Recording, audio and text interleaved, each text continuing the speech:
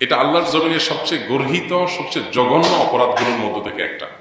কোন যুক্তিতে, কোন অজুহাতে, কোন কারণ দেখিয়ে মসজিদ ভাঙার কোন সুযোগ, কোন অধিকার কারো নাই। আমরা যখন ভারতে মুসলমানদের মসজিদ ভাঙা নিয়ে প্রতিবাদ করছি, তখন যদি আমাদের দেশে মসজিদ ভাঙে, এটা হবে আমাদের জন্য সবচেয়ে লজ্জাজনক অধ্যায়। মসজিদ কিংবা ভিন্ন ধর্মাবলম্বীদের উপাসনালয়, এগুলোর কোনোটাই ভাঙা, সেগুলোতে আঘাত করা, এটার শিক্ষা ইসলাম আমাদেরকে দেয়নি, বরং নিষেধ করেছে। আপনারা অনেকে জানেন, নবী করিম সাল্লাল্লাহু আলাইহি সাল্লাম জিহাদের ময়দানে পর্যন্ত অন্য ধর্মাবলম্বীদের উপাসনালয় পর্যন্ত তিনি আঘাত করতেন না, বরং ইসলামে পরিষ্কারভাবে নিষেধাজ্ঞা রয়েছে অন্য ধর্মাবলম্বীদের উপাসনালয়গুলোকে আঘাত করার ব্যাপারে। তাদেরকে আমরা তাওহীদের দাওয়াত দিব, তাদের উপাসনালয়গুলোকে আঘাত করে ভেঙে ফেলতে ইসলাম আমাদেরকে নির্দেশ করে না। সেখানে মুসলমানদের মসজিদ কিভাবে আমরা নির্দেশ,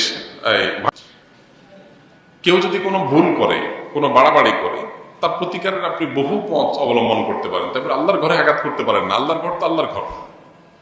কেউ যদি কোনো মসজিদ আল্লাহর ঘরের জন্য জমি ওয়াকফ করে থাকে, দান করে দিয়ে থাকে, তখন সেটা আল্লাহর ঘর হয়ে যায়, এটা মালিক আল্লাহ। ওইটাতে আঘাত করা, এটা শরিয়াতে সবসময় নিন্দনীয়। এই জন্য কোনো যুক্তিতেই মসজিদে আঘাত করা জায়েজ নয়।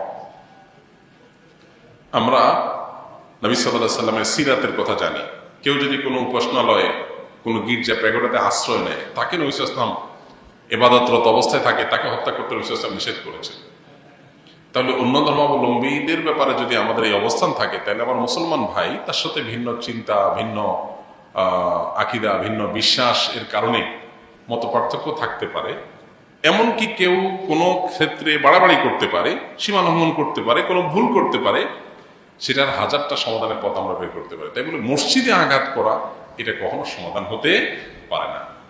বাংলাদেশ এই ক্ষেত্রে আমাদের আশেপাশের যেই কোনো দেশের চাইতে ভালো একটা অবস্থানে আছে, যে আমাদের দেশে আলহামদুলিল্লাহ পরমত সহিষ্ণুতা এই লেভেলে আছে যে আমাদের পার্শ্ববর্তী ভারত কিংবা পাকিস্তানে পর্যন্ত ভিন্ন চিন্তার মানুষদের উপাসনায় আঘাত করা, এমনকি মসজিদে এক মুসলমানদের একটা গ্রুপ আরেক গ্রুপের মসজিদে আঘাত করা, এগুলো পাকিস্তানে প্রচুর পাওয়া যায়, কিন্তু আমাদের দেশে আলহামদুলিল্লাহ এগুলো নাই। আমাদের এই ঐতিহ্যটাকে ধরে রাখার চেষ্টা করা উচিত। কোনো মানুষ এ ধরনের কাজ করলে তাদের ব্যাপারে সবার দল মত নির্বিশেষে সবাই সেখানে সোচ্চার হওয়া উচিত, এবং এই ধরনের কর্মকাণ্ড এটা করতে বাধা দেওয়া উচিত, এবং কেউ এই অন্যায় কাজ যেন করতে না পারে সবাই সতর্ক থাকা উচিত। সমাজে পরস্পরের সহমত